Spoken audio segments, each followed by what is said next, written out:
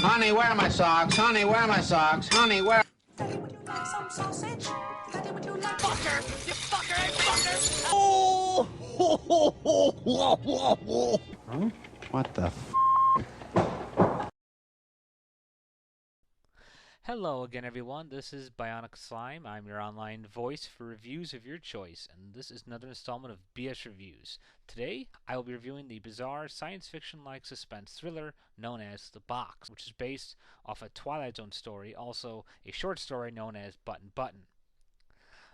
The Box is brought to you by Darko Entertainment, which, in case for those of you who are familiar with the title, it's because it's from the director of Donnie Darko, the guy who directed this movie, Richard Kelly, who also wrote the film, the screenplay for it, and the short story Button Button was written by Richard Matheson. It stars Cameron Diaz as Norma Lewis, James Marsden as Arthur Lewis, Frank Langella as Arlington Stewart, James Rebhorn as Norm Cahill, and Sam Stone as Walter Lewis. The plot of The Box.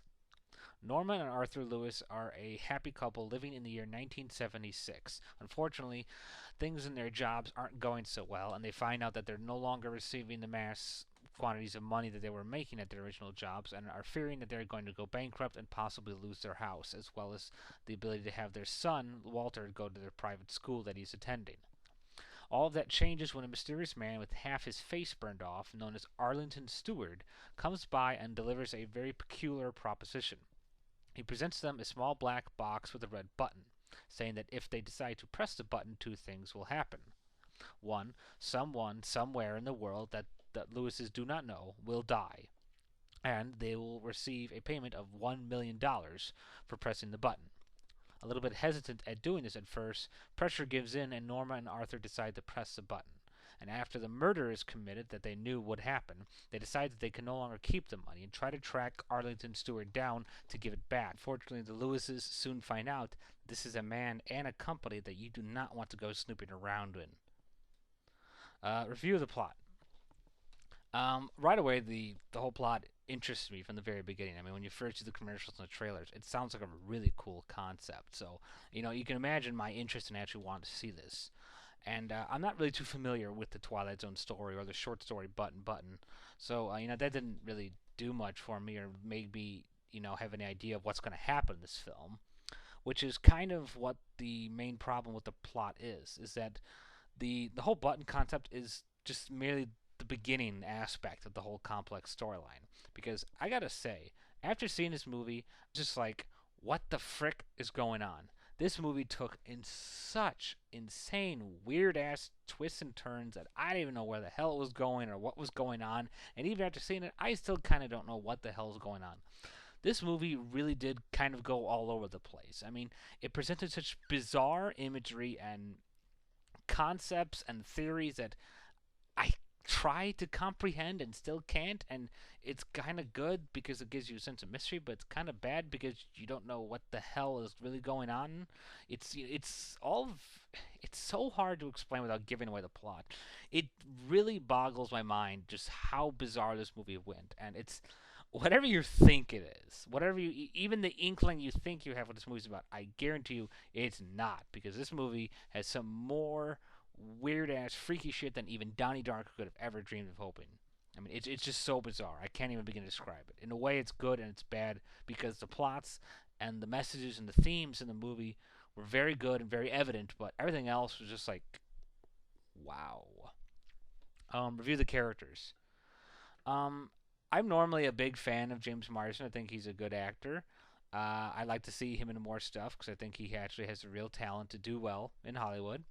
But I didn't care for him or really for Cameron Diaz in this film. I mean, there were moments where they were actually good, but most of the time they were just very simple. I mean, they kind of just breezed through it seems. They didn't really put too much heart and soul into it, if you ask me. And the other thing is, since the film takes place in 1976, I think it's Virginia or something like that, their accents got kind of annoying sometimes. I mean, I know that's how it's supposed to be because of where they are, but it's just kind of when you see actors like Cameron Diaz and James Marsden who have been in multiple other works, and you're familiar with the regular voice, it gets kind of weird hearing them in a different accent. But by far, the best person for this film was Frank Langella, who played the mysterious face guard man.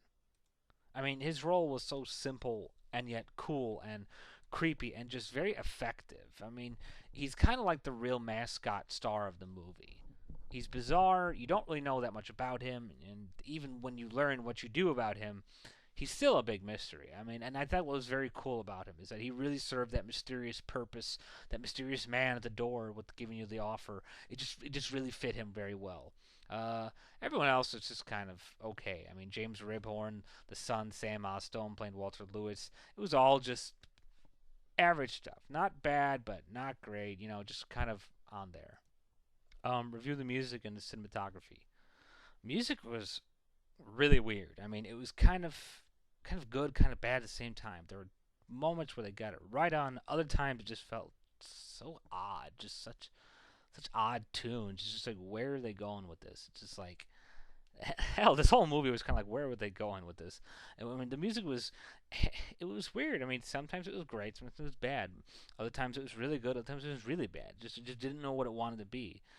And there are moments where it works perfectly well with the tense moments. Other times it just feels like, what, you know, you're kind of trying to send the wrong background message here with the music you're using. So it's just like, cinematography though was very good.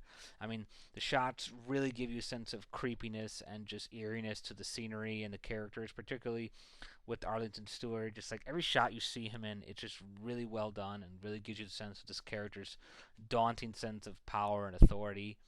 So, you know, it's really kind of impressive that, you know, the story could be so bizarre and weird, and yet the camera work just makes everything look so cool and so great, even if you don't know what really the hell is going on. I just found that kind of impressive. Flaws about the film. Well, as I said before, there really was so much weird ass crap going on that I couldn't even begin to try and explain to you what it was like. It's so hard to put into words, and I know I've said that for other movies before, but this one really was. I mean, I'm still scratching my head at what exactly just happened. I think, unfortunately, while this movie presented itself as a good starter with, you know, creepy images and good moral messages, you know, to scare the crap out of you from doing something like you know, this whole morality issue, it gets lost in the retarded, weird-ass stuff that they put in this film that just leaves you completely butt backwards and guessing and confused. And like I said, the acting was kind of blasé. I mean, the script was actually very well in terms of the dialogue. I mean, but it was just delivered so simply and just sort of half-assed. And it doesn't really leave you with much to go on or much to understand outside of your own confusion. I mean, I thought this was going to be more about the morality issues and the problems of, you know, dealing with the consequences of dealing with this, but instead it turned into this weird science fiction wacko mystery thing, and I just didn't like where it was going. I still don't know where it went to know enough to whether I liked it or not. I just know that whatever I just saw, it just boggled my mind. Not in a good way. Final wrap up. The box had a really, really cool, interesting point. I mean, it has a great message overall. It had a presenting, you know, a story and a setup that can all make us wonder, would you do this, would you do that? But then it gets kind of lost in this really weird-ass science fiction messy story soup mix thing. It's confusing, it's weird, I don't know what message they were trying for. And the actors kind of blasé passed through that, on the exception of Frank Langella, who was fantastic as Arlington Stewart. The imagery was very, you know, very cool, creepy, very photo cool, like, and the music was just weird on and off. I mean, this movie is so hard to rate and to question because it had so many ups and downs that there are things that worked and there are things that didn't. And this movie is just such a mess. I asked you to see it just so maybe someone can honestly explain what the hell is really going on, because I really still can't. Bottom line, I give the box an average 2.5 stars out of 5. Well, that's all for now. This has been Bionic Slime for BS Reviews. Thank you all for listening, and bye for now.